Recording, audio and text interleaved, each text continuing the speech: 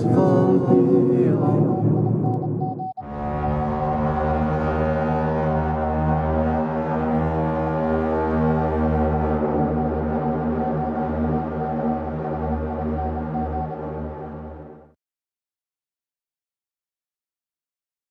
know it's taken me forever to get this one finished and posted, but to be fair, the amount of information I've had to go through is insane. Part 1 and Part 2 only had a few major events and some notable people that we had to go through. But this one, when Proudhon opened his mouth to declare himself the first anarchist, they also just pushed the lid right off of Pandora's box.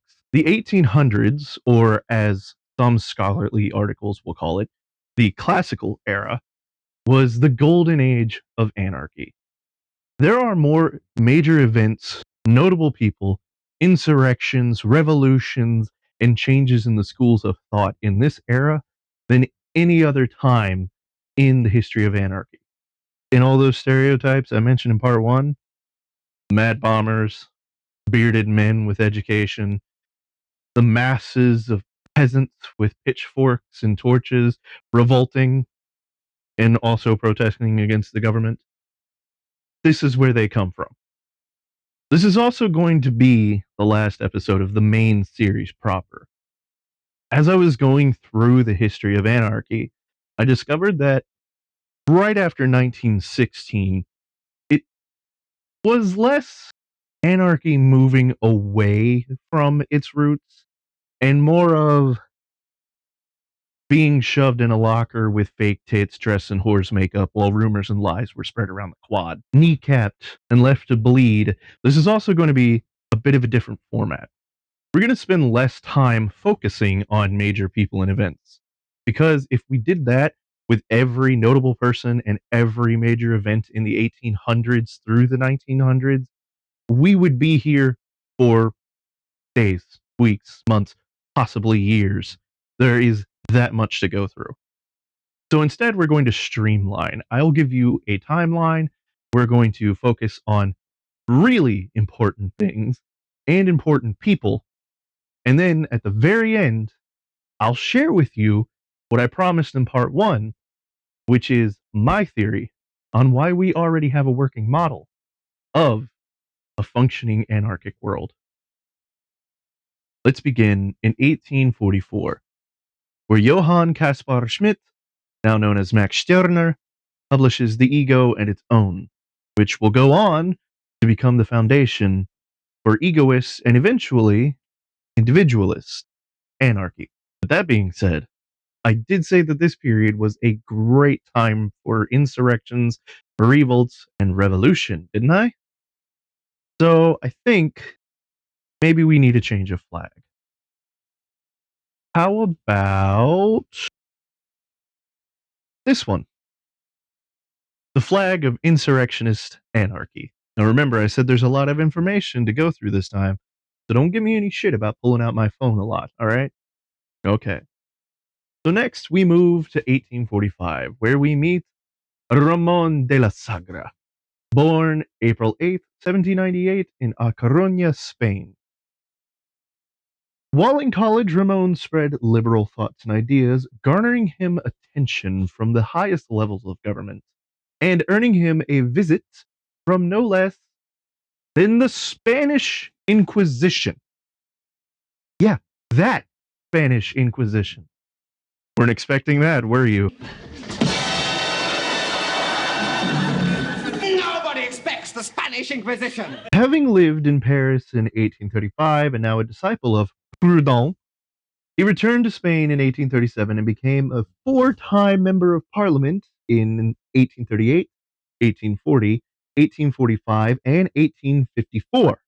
We're focusing on 1845, where he creates the first anarchist journal known as El Porvenir, or Spanish for the future. In 1848, he enters a partnership with Proudhon. Do you remember that Proudhon believed in a bank of the people? That's right. De la Sagra and Proudhon made a partnership in order to open up the People's Bank of France, the one that crashed and burned. In 1849, Ramon de la Sagra is expelled from France for spreading socialist ideals. In 1850, Anselme Bellegarrigue publishes the Anarchist Manifesto. In 1856, Ramon de la Sagra is expelled from Spain to France for spreading radical ideals. In 1864, the International Workingmen's Association, or IWA, is founded. They're important. We'll get into them in a minute. From 1867 to 1869, a peasant rebellion is led by Julio Lopez Chavez. He was a student of Greek proto-anarchist Plotino Rodocanati, and I cannot pronounce Greek for the life of me, so I apologize if I butchered anything. I also apologize to the French because I know I butchered their language. Plotino moved to Mexico to organize peasants. When a land speculator drained Lake Chalco, Lopez Chavez led up to 1,500 affected tenant farmers in an attempted overthrow of the oligarchic Mexican landowners. The 1867 to 1869 revolt spread through 4 Mexican states before Benito Juarez ordered his federal intervention. Lopez Chavez was killed before a firing squad. Translated, his last words were, "Long live socialism." But let's talk about his mentor for a minute. Plotino Constantino Rodocanati, born October 14th, 1828, in Athens, the First Hellenic Republic. His father, a member of the Greek aristocracy, his mother, Greek with Austrian citizenship. His father died near the end of the Greek War of Independence, and Plotino went with his mother to Vienna. There is some speculation as to whether or not he actually was Greek. Moses Thatcher, an apostle of the Church of Jesus Christ of Latter-day Saints, there's a reason they are getting involved, stated in 1880 that his mother had been born in Mexico. Some believe that he was actually Mexican and just adopted a foreign persona and identity. Others believe that he was born in London. Plotino studied medicine in Austria and Berlin before traveling to Budapest in 1848 to assist in the failed Hungarian Revolution. He went back to Berlin, where he was exposed to the ideas of Hegel and our favorite fuck you duo, George Fourier and Pierre Joseph Proudhon. Journeyed to Paris in 1850, specifically to meet Proudhon after reading the latter's What is Property, where he stayed for 7 years. While in Paris, he learned of Mexico's rural system, consisting of relatively self-governing agricultural communities and of the threat being posed to the people by capitalism and privatization.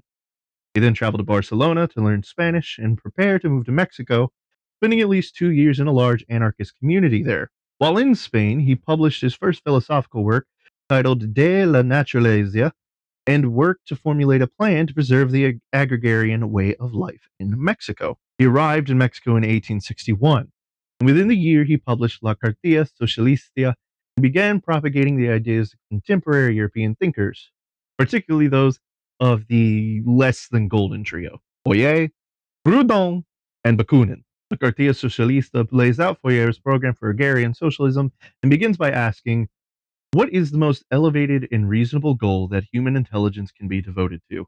The achievement of universal association of individuals and peoples in order to fulfill the earthly purposes of humanity. In 1875, Plotino discovered a tome of forbidden, esoteric, batshit insane eldritch lore and became obsessed with serving the God within.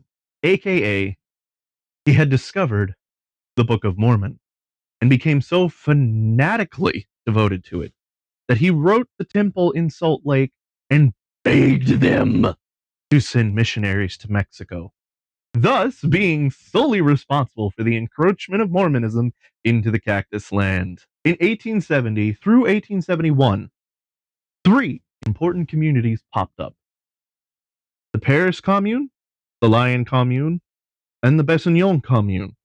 They were all established, and we may get into those in a future video. They were very, very important, although they were short-lived. September 2nd to September 7th, 1872. The Hague Congress is held by the First International. Now, I did say that the First International was important. The International Workingmen's Association was a concept that strove to bring all the critical thinkers, all the philosophers of communism and socialism and anarchy into one group so that they can promote the ideals of the working class being in control, seizing the means of production, and the abolishment of state and capital. So what happens? That's where this comes in. The Hague Congress is a reverse Thunderdome. One faction enters, two factions leave. Our contenders have entered the ring. Ladies and gentlemen, in the red corner, Karl Marx, the Marxists, communists, and the General Council. And in the black corner, Mikhail Bakunin, James Guillaume, the anti-authoritarians, and the anarchists. This is the definitive split between communists and anarchists, with both Bakunin and Guillaume being ejected from the Congress by Karl Marx. 1 week later, September 15th and 16th, the St. Emir Congress is held, arranged in haste by the Bakunists in order to strike while the iron is hot, and called the Anti-Authoritarian International so that no one could confuse it with the now Communist First International. This is the birth of anarchy as a political movement. Fast forward July 1873, and thus begins Petroleum Revolution. Held in Alcoy, Spain, and named for the petroleum-stoked torches carried by the workers, which contributed to the general stink of the city, according to chroniclers of the time. This launched the city into the front lines of the social issues of the day, arranged by poor workers trying to organize the International Working Men's Association Spain branch. During the revolution, the city was seized for several days by the workers in what was initially just a protest and then became a riot, specifically against Republican Mayor Agustí Albor, better known as Payates. During the riots, Albors gave the order, fire into the crowd. The protesters defended themselves by attacking City Hall, executing his ass, and then trapping the rest of the municipal leadership in the building until they decided what they want to do with them. From July 9th to July 13th, the city was governed by a Committee of Public Safety, presided over by Severino Albercio. Demonstrators declared a series of pay raises and a reduction of the working day. But, like most revolutions, the military got involved.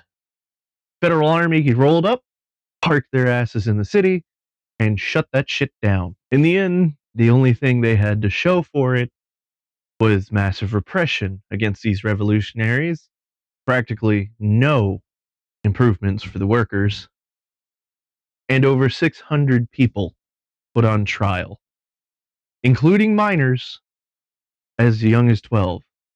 Many of them put to death.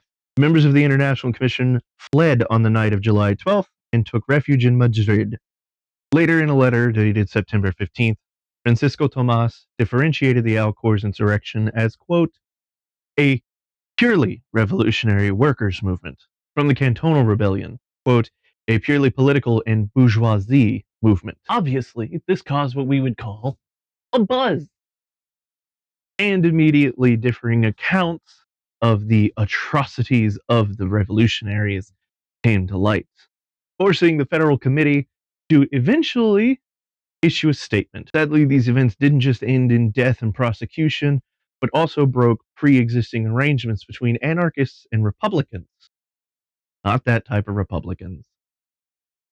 And that gave the Marxists free rein to criticize the anarchists for leading the workers. And on July 12th, Cantonal Rebellion began. We're not going into that one.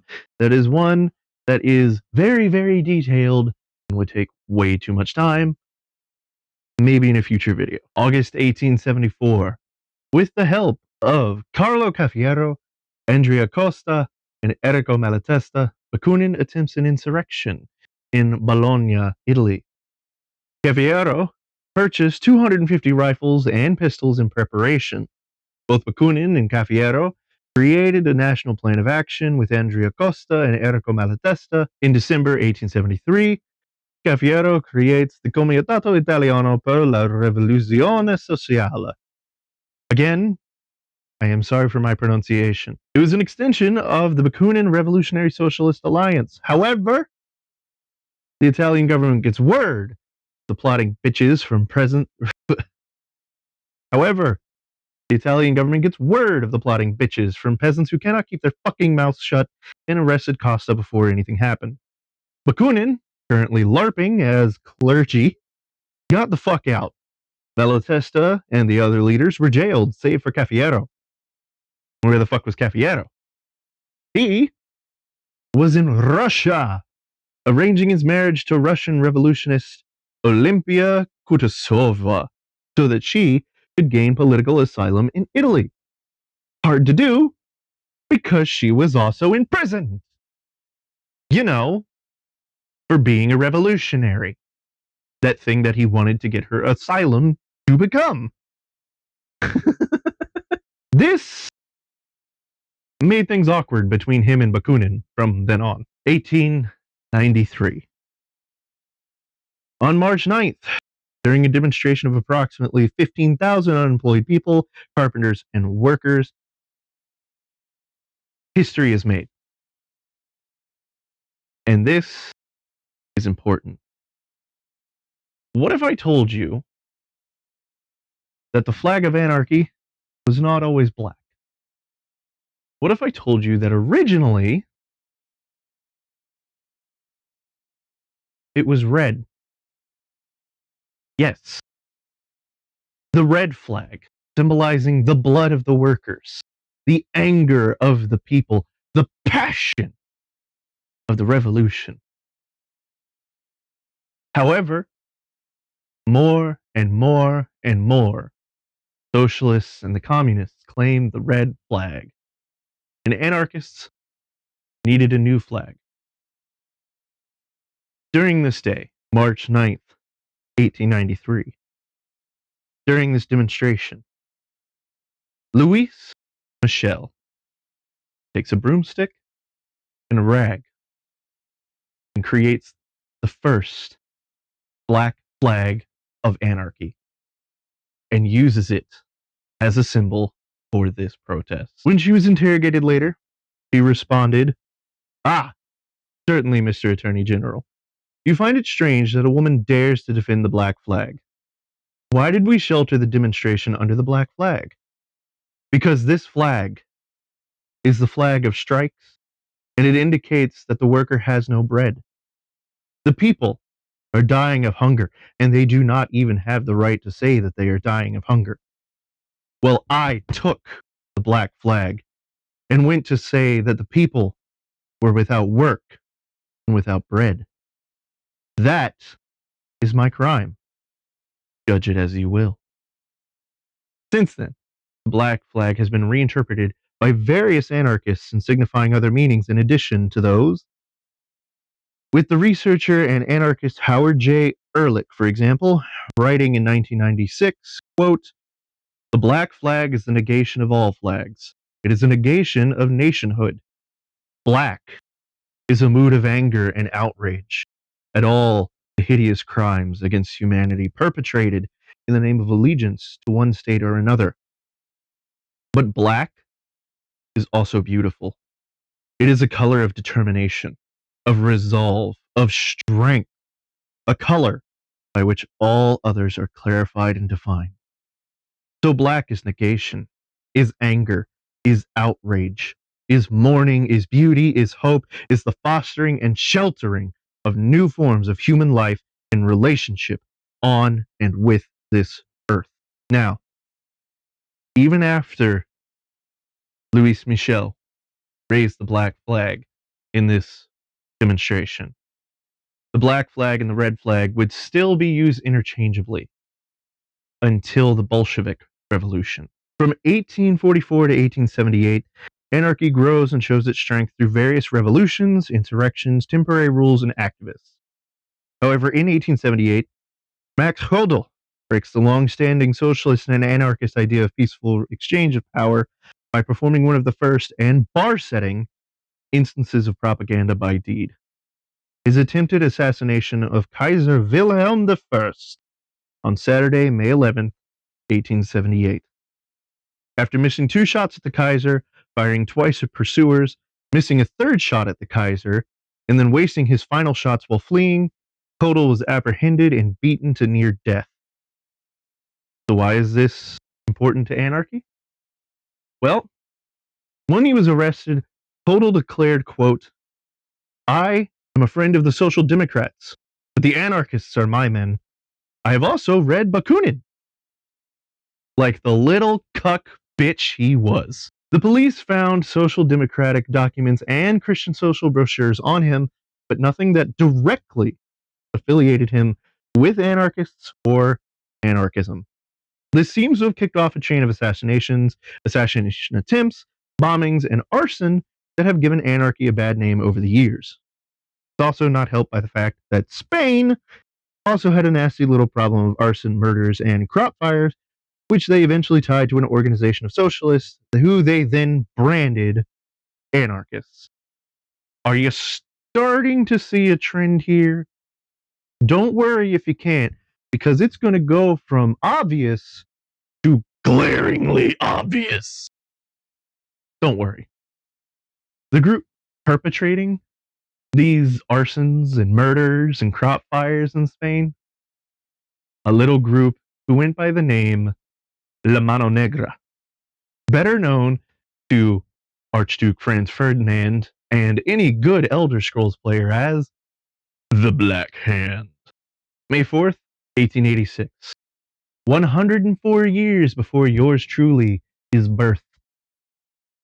Haymarket Square, Chicago, Illinois. During a peaceful protest for a shorter workday, police have been ordered to disperse the crowd. During this, someone throws an explosive into the crowd at the police, which, of course, leads the police to open fire in retaliation, causing the death of 7 officers, at least 4 civilians, and dozens of injuries. 8 anarchists were arrested and charged with the bombing, convicted of conspiracy in the internationally publicized legal proceedings. The evidence before it in the court trial was that one of the defendants may have built the bomb, but none of those on trial had thrown it, and only 2 of the 8 were at Haymarket at the time. 7 were sentenced to death, and 1 to a term of 15 years in prison. Illinois Governor Richard J. Oglesby commuted 2 of the sentences to terms of life in prison. Another died by suicide in jail before his scheduled execution. The other 4 were hanged on November 11th, 1887. In 1893, Illinois Governor John Peter Altgeld pardoned the remaining defendants and criticized the trial. The Haymarket affair is considered the origins of a well-known, but sadly never properly celebrated day. May 1st, May Day, International Workers' Day, or as it is more commonly known, Labor Day. From here, there are more assassinations, murders, bombings, revolts. And then, September 6th, 1901, 124 years ago, 4:07 p.m. What major event happened on this day? If you know the words, sing along. Joel Goth, quiet man, worked out a quiet and simple plan. Walked out a morning all spick and span to the Temple of Music by the Tower of Light at the Pan American Exposition in Buffalo. And shot President William J. McKinley twice in the stomach. McKinley dies September 14th, 1901, from the formation of gangrene on the internal walls of his stomach following the shots, making him the 3rd president in U.S. history to be assassinated, following Abraham Lincoln and James Garfield. Of course, because he had brazenly showed interest in and loudly asked about anarchy, anarchists, and secret societies, the media called him an anarchist. However, counterpoint, the anarchist newspaper of Chicago, Free Society, published an article with this warning about our friend Leon Czolgosz. Attention. The attention of comrades is called to another spy. He is well dressed, of medium height, rather narrow shoulders, blond, and about 25 years of age. Up to the present, he has made his appearance in Chicago and Cleveland. In the former place he remained but a short time, while in Cleveland he disappeared when the comrades had confirmed themselves of his identity and were on the point of exposing him.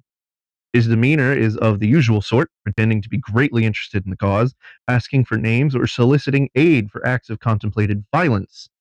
If this same individual makes his appearance elsewhere, the comrades are warned in advance and can act accordingly. Everett Marshall, Free Society. Yeah, the anarchists branded him a government spy and wanted his head. He wasn't an anarchist, although he did see McKinley as a symbol of oppression and felt that if he were to be an anarchist, it was his duty to destroy said symbol. Here's where the petty comes in. Because the government didn't want Czolgosz to become a symbol or a martyr for anarchy, he was executed by electric chair, buried on the grounds of Auburn State Prison. Prison authorities had planned to inter the body with quicklime to hasten decomposition, but decided otherwise after testing quicklime on a sample of meat. After determining that they were not legally limited to the use of quicklime, they poured sulfuric acid into the coffin so that the body would be completely disfigured. The warden estimated that the acid caused the body to disintegrate within 12 hours. Czolgosz's clothes and possessions were buried in the prison incinerator to then discourage exhibitions of his life. Or Czolgosz is actually buried at Soul Cemetery in Cayuga County, New York. His grave is unmarked either way, with a stone reading Fort Hill Remains. Yeah. After that, more chaos. 1916. The Manifesto of the 16 is published, urging anarchists to take part in the fights against the Axis of World War I, directly contrasting the Manifesto of the 35 published in 1915, which stated that unless the fight was for revolution, defense, or fighting oppression, anarchists should never join wars. Wars were the conflicts of capitalist states and against everything anarchists stood for. This would, of course, lose all credence and be ignored come World War II, when the anarchists decided, fuck it, Nazis deserve to have their asses kicked. From here, we lose sight of the original goals and beliefs of anarchy more and more and more. More and more people are labeled anarchists if they so much as sniff the farts of a real anarchist, thus weakening both the position and image of anarchy. But I told you in the beginning that I believed we already had a working model of a functioning anarchic world. So what is it? Well, let's go back and examine the core principles of anarchy. No centralized state. No monetary system. Every person has the right to choose and work for themselves. Their wages are exactly what they work for. No more, no less. They are entitled only to their labor. No person has power over another person. Coercion is not possible unless there is some other means. A society would form based off of communal rules and communal values. Tribes would eventually coalesce based off of mutual interest, mutual desires, mutual skill. These tribes would also form a union together in order to decide what was and was not acceptable within that community. Any of this sounding familiar so far? If it's not, or can't quite put your finger on it, let me put it another way. Let's go back. Back to, say, 1997. The world is being dominated by Joe Cola, Josta, Surge, Matthew Lillard, and yet another unappreciated role. And people are still arguing over who the better Buffy is. Hint. Christy. You go get the mail, and you find one of these two CDs. You install them onto your computer, follow the instructions, tie up the phone line, and suddenly, magic happens.